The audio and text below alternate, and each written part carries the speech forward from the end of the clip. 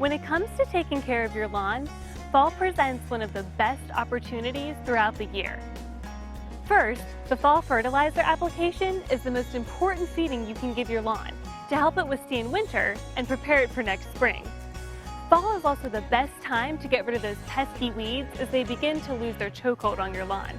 And finally, if you really want a healthy lawn next spring, fall is the perfect time to aerate and overseed so that you have a thick, full, beautiful carpet of grass next year.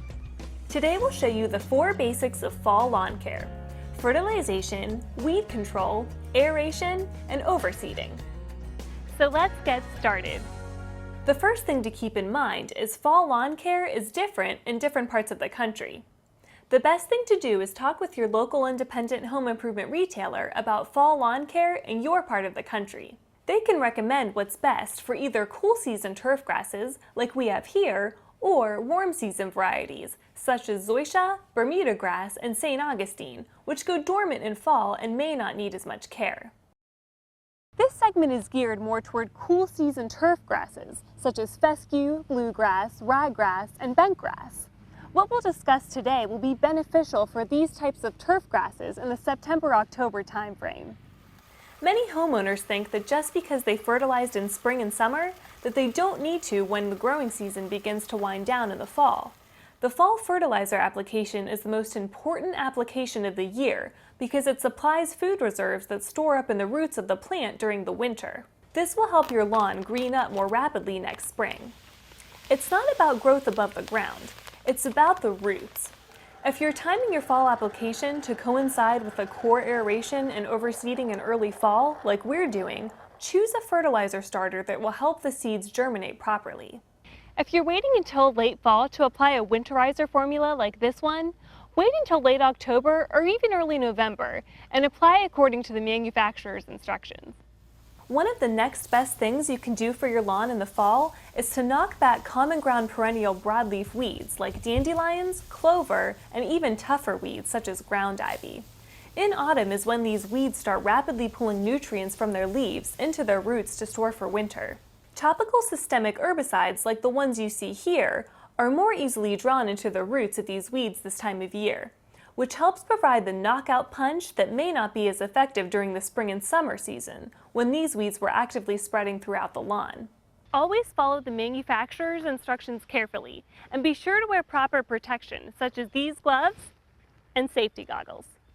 Also make sure the herbicide won't spoil your efforts if you're planting new grass seed or overseeding in the fall. Read labels carefully for proper instructions. If you're overseeding this fall, you first have to check to make sure you don't have too much thatch in your lawn. Thatch is a buildup of living and dead grass roots and stems between the top of the soil and the green part of the grass blade. Just cut into the soil several inches and remove a section for examination. If the layer of thatch is greater than ½ inch thick, the lawn should be dethatched or core aerated as we're going to do. One way to remove thatch is to rake it with a steel-tined lawn rake, like this one. See the brownish layer that's coming up. Another tool is this rake, which is specifically designed for removing thatch. Look at how much more thatch it removes.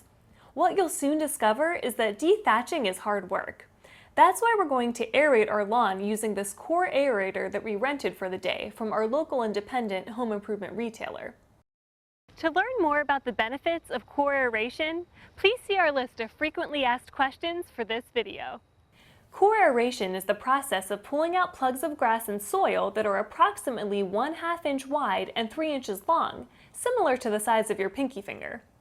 Here is what a plug looks like up close. Looks like our lawn has some thatch we'll have to contend with. This handheld core aerator is designed for use on very small lawns, and as you can see, it would take all year to aerate our lawn using this, which is why we'll be using this motorized, self-propelled walk-behind unit. Now, a word of caution. These machines are heavy and can be awkward to operate when you start, so if you're at all hesitant to use one, call a professional lawn service to have it done. In preparation for aeration, yesterday we mowed the lawn and caught the grass clippings. We also watered the lawn to soften the hard, compacted soil to make our job easier. As you can see, this machine easily removes the plug, which will allow air and water to get to the roots of our turf grass. It will also allow beneficial microorganisms to move around more easily. A couple of passes in different directions will do the trick. And the plugs that are removed can be left on the lawn to provide needed organic material back into the soil. In a couple of weeks, with proper watering, they will break down. Aerating your lawn is something you should consider doing each fall in conjunction with overseeding, which is basically spreading grass seed over an existing lawn. When done in conjunction with core aeration, it helps soften and expose the soil so seeds can come in contact with the soil for proper germination. At our local independent home improvement retailer, we also selected a grass seed specifically designed for sowing this time of year. What most people don't know is fall is the best time to plant grass because cool season grasses grow rapidly in the cool fall weather and have less competition from germinating weeds. For more information on choosing the right grass seed and the best time to plant, see our frequently asked questions related to this video. Looking at the back of the bag, we selected the right setting for overseeding. The trick is not to apply too much seed. Remember that thick lawns don't happen all at once, but are created over time. Applying too much seed all at once is a recipe for overcrowding. We'll follow the manufacturer's recommendations using this handheld spreader. You can also use a broadcast spreader to control seed disbursement. And be sure to follow up with an application of seed starter fertilizer, like you see here.